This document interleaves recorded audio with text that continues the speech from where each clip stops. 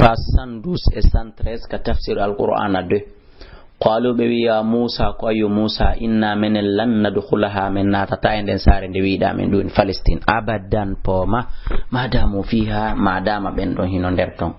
fadab yahunon anta an wa rabbuka joma fagatilu habo yon ton inna min ha huna do non ka sahara do gayduna meden jodi do me fawa nuku fawdo jokkame qala nabi Musa ma ki rabbi jomi inni min hida an la amliku mi wawata fursude mi wata dulude illa nafsi sona hore wahi ekoto an Haruna fafuru alla nyaaw baynana hakkunde amen wa baynal qawmil fasiqin ebe do yimbe fasiki be sendindir men wata wadu men e joge gote ala la jabi fa inna sarende falesin kabe wi don be natata muharramatun harmina alayhim e do mabbe 40 sanatan dubi cappanna yatihuna tawahi be yiltondirde fil ardi kaledi don nokku ngotun be jetta bimbe be ya hakikide taka kabe busuno don bimbi be woni be jetta kikide don kade be ya hapimbi be taka kabe busuno don kikide be woni fala ta sawata suno alal qawmil fasiqin e do yimbe fasiki be watulu alayhim janganabe naba khabar qissa ibnai adama fi be dido baba adama duwoni qabila e habila qabila wonno bondo bonnudo on habila wonno mojjo bil haqqika gonga ide qarrabatu nabe battorno ka Allah qurbanan batturdum sadaka qissanu do bu jutudo e sababun nuzul on nodday ka numéro téléphone ji 628 60 53 09 657 même numéro 630 même numéro fato gobbila jabana min hadima goddo e mabbe wala mi yotaqabbal jabanaka min al-akhari oya qala wila qutulannaka dara non mi warete qala wi ado warete on jabi doni habila inna ma yataqabbalu Allah annu kala jabanta sadaka min al-muttaqin qulu bi Allah be la in basatta wallahi sa funti ila yafadan yadaka jungo mada ngol litakutulani fi ya waran ma ana min ummi wonal bi basitin mi do fonta yadi jungo ango ilayka faade ma li akutuloka fi yomi ware inni mi akhafu Allah ko hatta mi wara dum mi do hula Allah rabbal alamin jeedo windere ndengo inni min uridu mi do fala antabu nde rutto data bi ithmi sabu kala bakkatu ko mi mari o ithmi kay bakkatu ma mo ba fopna ba fatakuna la to da min ashabin nar jeado yimbe yite wa dhalika kudun jazaa'u zalimin on joddi toñoben fatawa'tu lahu chudanimo kanko qabila nafsuhu wonki makokin qatl akhi fi wargol nena goto makko enele fakata lahu o warimo fasba wonti min al khasirin jaado e perdube fabata Allah yimini uraban sundu yabhathu hindu asawi ito fil ardi kalidi liyuri yaw fi ndo hollo kayfa yuwari kunnu surrirta sawata akhi furene goto makko qala o ya waylata e bone an e jasere an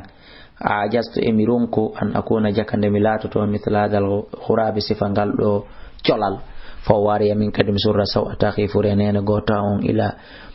o dumunne ko mi wari mo fu mi do wondi mum fasba wonti minan nadi min jeado e ninsube nanon ko wari mo kon o ninsi ko tay kon jaaku ni surrirte kanko anda ko dum woni ko ninsi Allah dali awa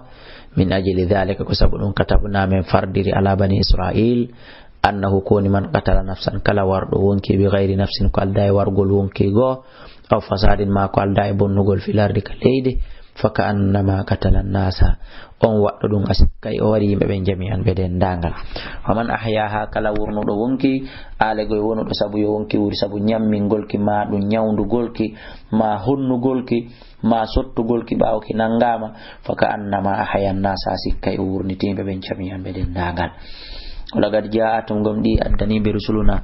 نلعب بأمم بالبينات وندي حجاج فين يدي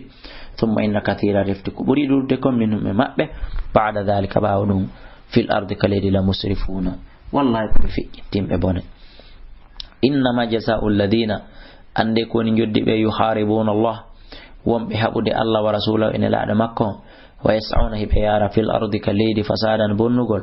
أن يقتلوا كن بوايتي سبنانغاما aw yusallabu ma be fempe aw tuqatta ma taje aydihim juude mabbe den wa arjuluhum e koyde mabbe den min khilafin imurdi lutondirat jungo nyaamo e koyngal nanal ma dum koyngal nyaamal jungo nano aw yun faw ma be riwe ko doni be rade be pottine min al ardi mod kaledi don ko gotel e dido be yobirte dum non ko dargol embere bonnere de be bonninde ndara lette hawrondirde e gotel e dido wada be dum dalika dum do lahum hina wodani bi khizyun wirtere fi dunya ka aduna wala nawdani fil akhirati kala adabul lati azimun mawnude illa alladhina sona ben tabu tubu min qabli ko adi an taqdiru alayhim on hattande be ko dum on hebude fere mabbe on nangude be faalam wara yande Allah ghafurun ko yafotodo rahimun ko yurmetedo ya ayyuhalladhina amanu kono yo gomni be ittaqullah hule Allah musibe julbe وابتغوا دبون إلى فادك مكة الوسيلة باتورغال وجاهدوا تنرون في سبيل الله المكونغول لعلكم نغسون تفلحون ومال نويت إن الذين عندنا بين كفروا يد لو أن لهم هران ودل نوب ما في الأرض كون كليد جميعا دن دانغال هركو كان بيجي ومثله أيرم معه wattududi mudum sibe yi lette de nyande darga li yaftadu bihi fiyo be jettu dum don be sottora min adabi yawmil qiyamati immorde lette de nyande dargal dum do e dudude ma to ko bila minhum be jabantaki Allah wi ay o